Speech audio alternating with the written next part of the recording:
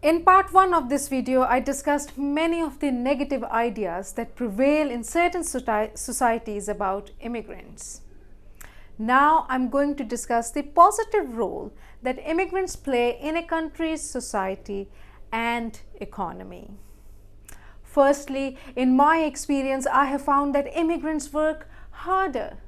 They play a huge role in creating resources and employment, boosting the country's economy. I want to use New Zealand as an example. Immigrants support New Zealand businesses and they do the jobs that native people don't like to do.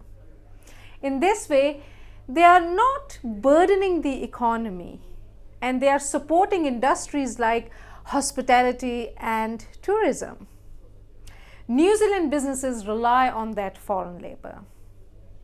Secondly, highly skilled people are in demand to cope with the brain drain to fill the gap left by Kiwis leaving the country in search of better opportunities.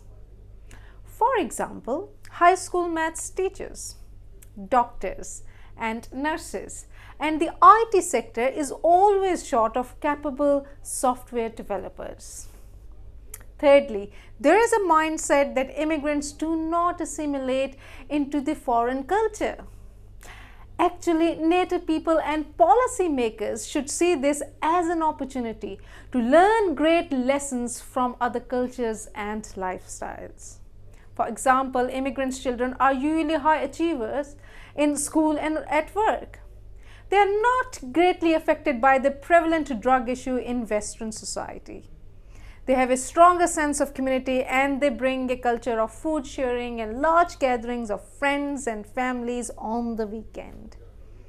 It is also important to consider that the suicidal rate and drug addiction rate among immigrants is far less than the native people living in Western countries.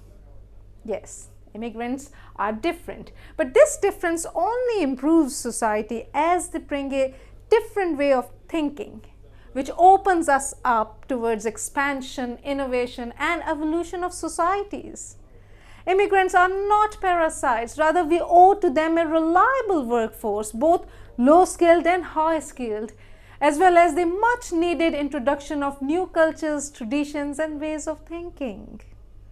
Taking all these points into consideration, New Zealand immigration needs to start easing up the restriction that are in place, which can be inhuman in some cases. Thank you.